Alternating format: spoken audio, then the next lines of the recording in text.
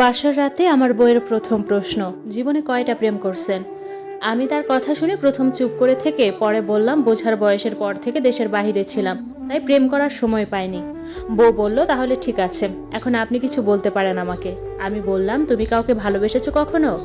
ও উত্তর দিল, আমি মাদ্রাসায় পড়েছি, তাই ছেলেদেরকে পাত্তা দেইনি, আমি খুব পর্দা করে চলতাম।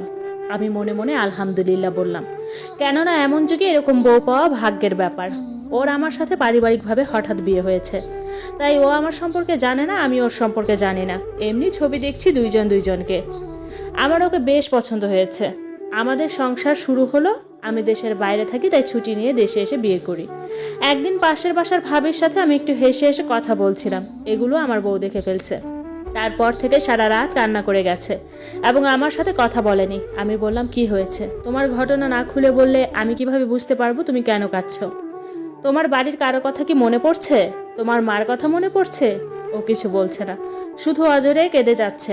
এবার আমি জোর গলায় বললাম, শোনো, কি হয়েছে তোমার? কেন এমন করে কাঁদছো? হঠাৎ বলে উঠলো, তুমি শুধু আমার, তোমাকে ছাড়া আমি বাঁচবো না। তুমি কোনো মেয়েদের সাথে কথা বলবে না, কোনো মেয়েদের দিকে তাকাতে পারবে না, শুধু আমাকে দেখবে।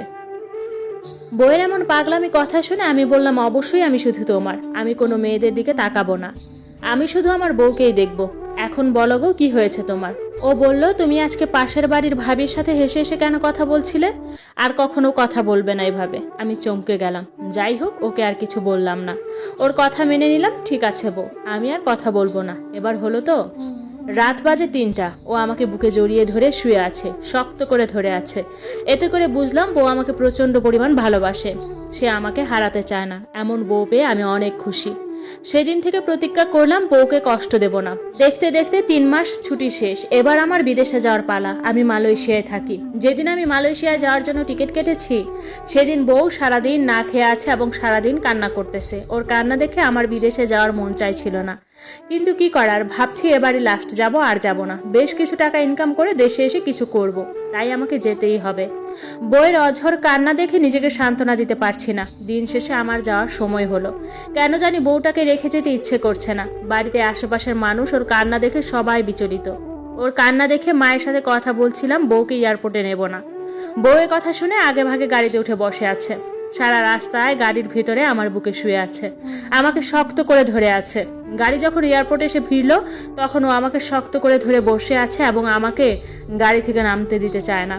পরে মা এসে ওর মাথায় হাত বুলিয়ে দিয়ে আমাকে গাড়ি থেকে নামতে দিছে। এয়ারপোর্টে বউ আমাকে বিদায় জানাতে এসে আমার 2 পায়ে ধরে বলতেছে, তুমি যেও না, আমার এত টাকার দরকার নেই। আমার বউয়ের এরকম আহাজারি দেখে আমার চোখের পানি আর ধরে রাখতে পারলাম না। আমার মা এবং বোন মিলে আমার বউকে বোঝাতে পারছে না। অনেক চেষ্টার পরে বউকে বুঝিয়ে আমি এয়ারপোর্টের ভিতরে ঢুকলাম। বউয়ের এমন ভালোবাসায় আমি মুগ্ধ, নিজেকে ভাগ্যবান মনে হয়। আমার যে অনেক দায়িত্ব, আমি সংসারের বড় ছেলে, আমার একটি বোন রয়েছে, আমার বাবা নেই, অনেক আগে মারা গেছে। তাই সংসারের দায়িত্ব নেওয়ার জন্য আবার আমাকে বিদেশে যেতে হচ্ছে। বিদেশ থেকে এসে বিয়ে করলাম, এখন আবার দায়িত্ব পালন করার জন্য ফিরে যাচ্ছি। যেহেতু সংসারের সবার বড় আমি, তাই সংসারের দায়িত্ব নেওয়ার জন্য আবার বিদেশ চলে যাইতেছি। আপনারাই বলেন, কেউ কি প্রিয়জন রেখে বিদেশ যাওয়া ইচ্ছে করে? বাংলাদেশের বেকারত্ব দিন দিন বাড়তেছে, ভালো কাজ পাওয়া খুব মুশকিল। আর আমি কম পড়াশোনা করছি, তাই বিদেশে আমার জন্য শিখছিল। তাই বিদেশ গিয়ে কামলা দিলে বেশি টাকা পাওয়া যায়। আমার মতো এরকম অনেক বিদেশি ছেলে আছে বলেই বর্তমানে বাংলাদেশে অনেক রেমিটেন্স আসছে, সেটা বাংলাদেশের অর্থনীতির বিশেষ ভূমিকা রাখছে।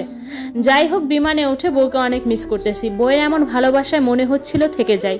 বিমানে বসে বসে চোখের পানি ঝরছিল। সবাইকে খুব মিস করব। চাইলে সবাই একসাথে খেতে পারবো না, চাইলে এক অপরের সাথে পাশাপাশি বসতে পারবো না, সুখ দুঃখের গল্প করতে পারবো না। না জানি আবার কবে দেখা হয়, না জানি অনেকের সাথে এটাই শেষ দেখা ছিল। এরকম কথা ভেবে অঝরে কান্না আসছিল।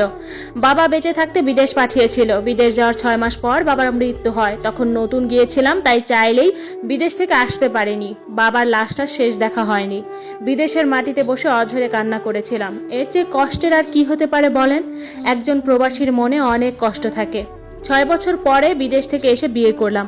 অসাধারণ এক শখের বউ পেয়েছি। তার মায়া ভরা মুখ ভুলে কিভাবে থাকবো? তার ভালোবাসায় মুগ্ধ ছিলাম। ছুটি কাটানোর জন্য 3 মাস ছিলাম। 3 মাস মনে হলো 3 দিনের মতো। মন ভরেনি। আমার মা অসুস্থ, সেও যদি বাবার মতন হঠাৎ চলে যায়। মনের ভেতরে এরকম একটা ভয় কাজ করছিল। এমন অনেক চিন্তা করে ইচ্ছে মতো কান্না পাচ্ছে। পাশের এক ভাই আমার কান্না দেখে আমাকে সান্ত্বনা দিচ্ছে। দেখলাম তার চোখেও পানি। হঠাৎ বিমানটি আকাশ উড়া শুরু করলো। বুকের ভেতর চিনচিন ব্যথা অনুভব করলাম। এ এক ভয়ঙ্কর যন্ত্রণা অনুভব করলাম।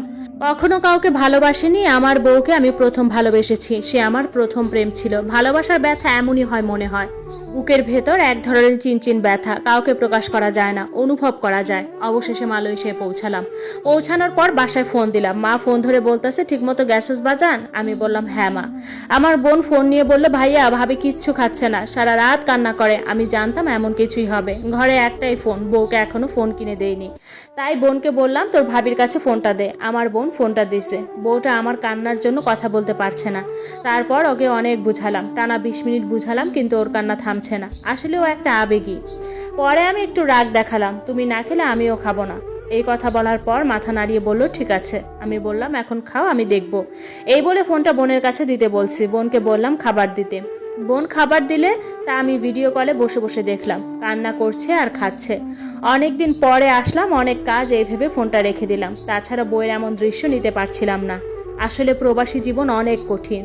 2 ঘন্টা পরে হঠাৎ আবার ফোন আসলো। আমার বোন ফোন করে বলতেছে, ভাবি নাকি হঠাৎ মাথা ঘুরিয়ে পড়ে গেছে। আমি অবাক হয়ে গেলাম, আবার কি হলো? প্রচন্ড টেনশন করতে লাগলাম। আল্লাহর কাছে সাহায্য চাইলাম। কাছের হসপিটালে ওকে নেওয়া হয়েছে। কিছুক্ষণ পর আমার বোন আমাকে ফোন দিল এবং আমাকে যা জানালো সেটা শুনে আমি চমকে গেলাম।